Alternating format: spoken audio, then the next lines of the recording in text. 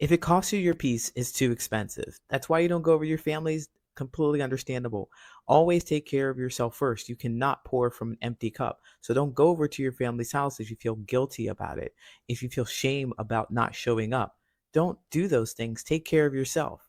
However, I'd like to talk to you out there in the audience who have moved on from physically being in your family's presence. That means you have your own place, you're financially free, and you're emotionally disconnected from them in the sense that you're not too worried about the shame that you might bring upon the family. They can't guilt trip you for anything.